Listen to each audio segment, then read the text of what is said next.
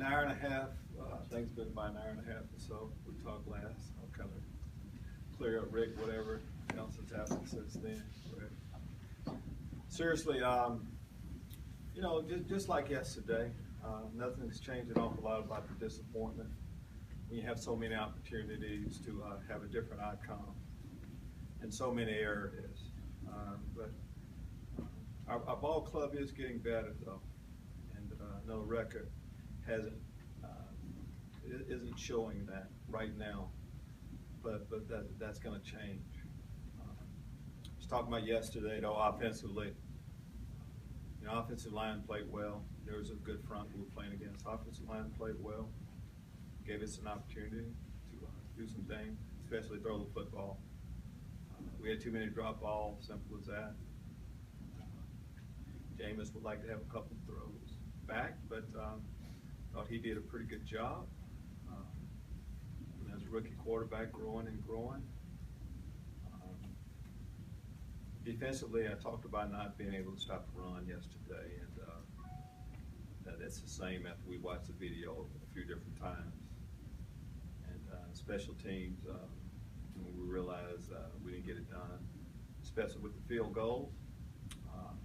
Kyle's a good kicker. He's a good kicker that had an off day yesterday. Had a few injuries in the game. Of course, won't go over in detail about them right now, but had a few injuries in the game. We got to get that right. Realize, you know, as disappointed as we were yesterday, we realize what's at stake this week. So we're going to talk today about yesterday's loss, and then we're going to move on to Carolina as soon as we can. We're 1-0 in the division. Looking on the bright side, have an opportunity to get 2 wins in the division, get that first home game first home win in a long time. I'll take your questions about yesterday. Lovie, you sort of chalk this one up to poor execution of fundamentals. I mean, it seemed like you missed some kicks, you dropped some passes, tackling's not good. Was this just fundamental breakdowns? We didn't play our best ball. Fundamentals, not being able to make the play. It's always, whenever something doesn't go the way you want it to go, it's about fundamentals, some of the basic things that you need to do to have success in a play. So, yes, that was okay. Coach, what were some of the communication breakdowns as far as getting personnel in on the field, particularly on the defensive side? I think you had to take a couple timeouts because of that. Oh, when you try to match up sometimes and have an ideal setup for what they have, it doesn't work the way you would like for it to do sometimes. In particular, you know, we substitute. Of course, they go 3 receivers. We try to match up with an extra defensive back, take out a linebacker. But also when a team, short yardage situation, they may go 2 tight ends, 2 running backs. We try to match up corner for safety. And those were some of the problems that we had yesterday, but those aren't things that we'll have a lot of trouble with going forward. We can simplify some of them. Lovie, do you say anything to Kyle after a day like yesterday, or just? Do I talk to one of my players today after he had a tough day like yesterday? Do I just kind of leave him by himself? Is that what you're asking? No, I'm just wondering. Of course I do. Of course I do. And knowing me, of course, you know what I was going to say to him. You know, we went over the obvious. The obvious is didn't have a good day. Good players can have a bad day. That's how I start the conversation. You're a good kicker, and but when you don't have a good day and you're a good kicker, you have to really search, and we have to figure out exactly why that happened. And so we shifted to the why as soon as we possibly could. And a lot of times the why isn't just, oh, do this, and you know, all of them go in. But we have a little bit of time to work on it before we're on center stage again. Lovie, how difficult is that for your staff? Because it is a kicker, and not every staff has someone a kicking specialist. We have a kicking specialist. I don't know about every, but we do have a kicking specialist. As you continue to ask that question, keep going. In Kevin? Yes, in Kevin. And I assume you've talked to Kevin. What did he say about Kyle's difficult day? Did he say it was? He said he had a difficult day, is what he said. Good He got missing field goal. Can't give you any little point-by-point reasons why it happened. There are a lot of things that went wrong with us yesterday, and there's no reason to go over the point-by-point details of those two. We'll work on correcting.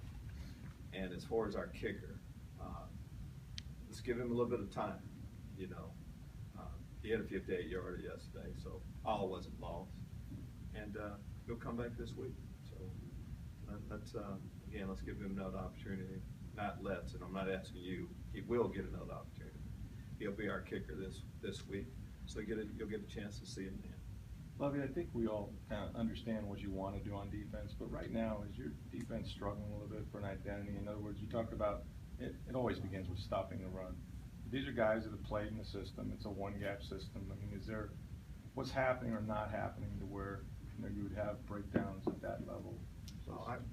Rick, this is the third game of the season. I think you look in the league, you have to get offenses a little bit of credit, and to think that we've invented defensive football and offense can't move the ball. There were periods of time yesterday where we played pretty good ball. We didn't finish the way we would like, but it's an 18-9 game.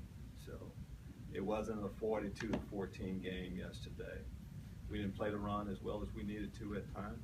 We got a couple guys out of the gap, but we're not getting ready to junk anything. Let's just let everything play out a little bit. We'll be fine on the defensive side of the ball. I saw some things yesterday that I haven't seen. We worked some different combinations. I like what we were able to get a little bit, from our cornerback position. Mike Jenkins came in yesterday and gave us some good play. So we'll be fine. Well, you had 8 tackles for loss on a day when you also missed a lot of tackles and missed some opportunities, 8 tackles for loss as well. Why the inconsistency? Were you able to protect that in your film? I think it was pretty good to have that many tackles for losses, and when we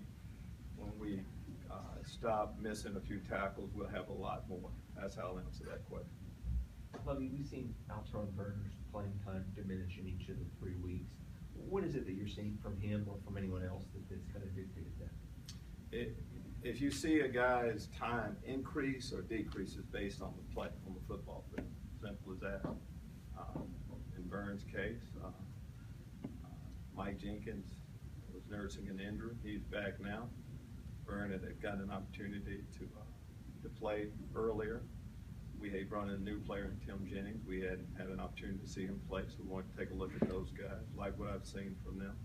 But as you see time increase or decrease, it's based on film study, video study, and what we've seen in practice and who we think gives us the best opportunity to have success. Well, you said, Tom, that despite the record, you believe the team is getting better.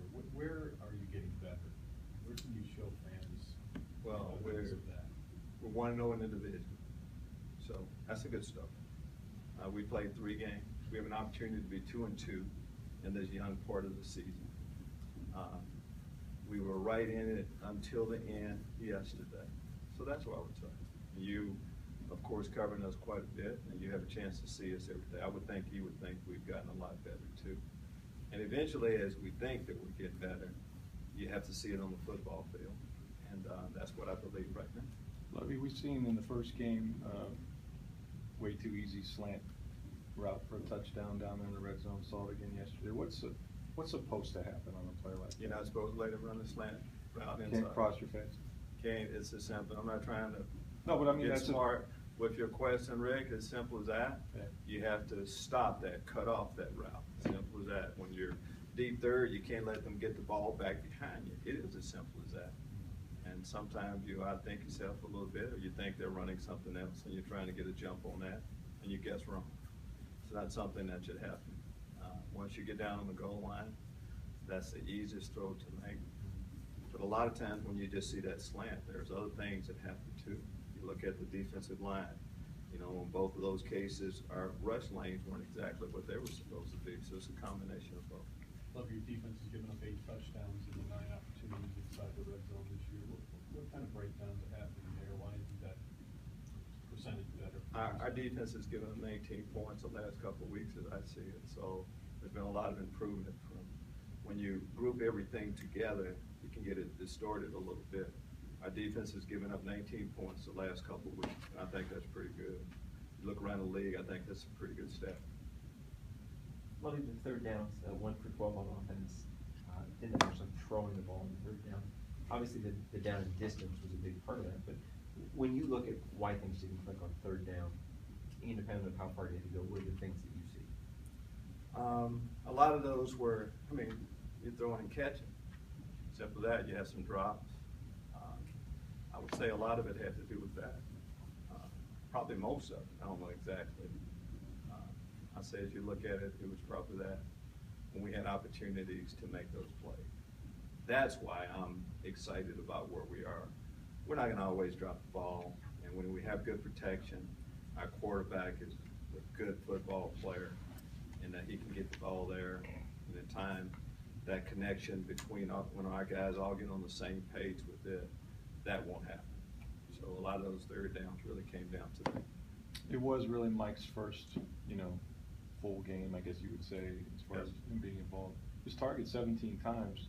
Not that you shouldn't go after your best player and try to get him involved as much as you can, but is that a lot to focus on one guy, or was he just? You think he's just kind of rusty, or what did you make of?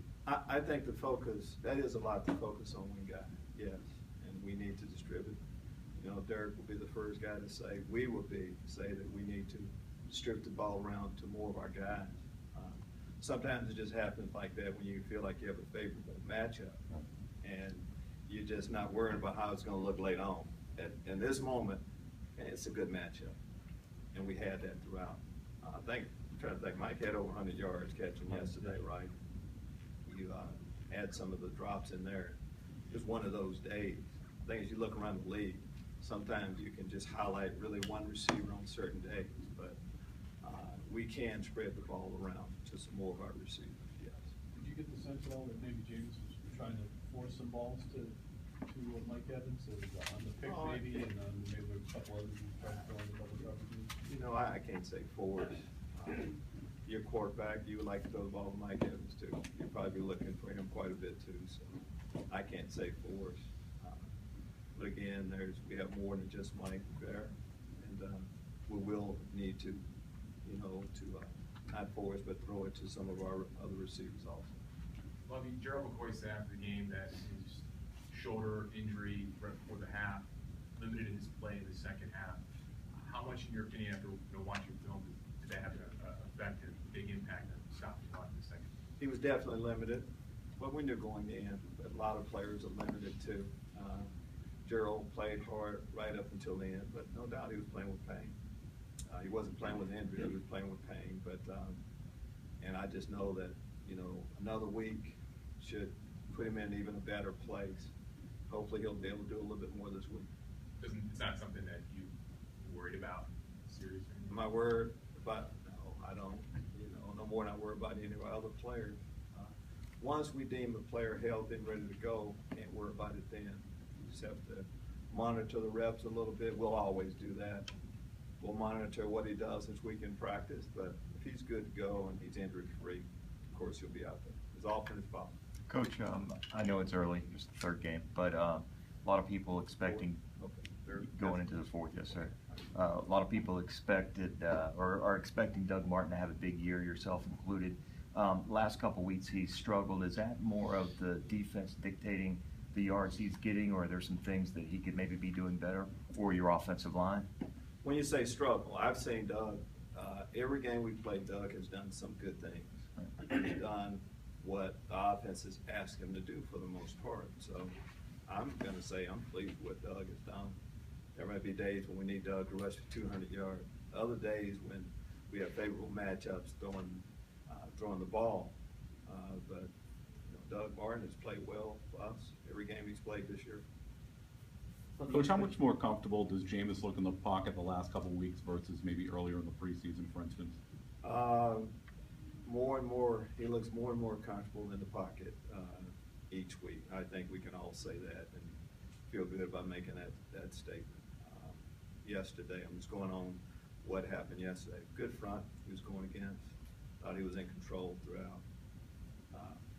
His mobility in the pocket. And what we've seen, there were a couple times yesterday where he had to get out of trouble.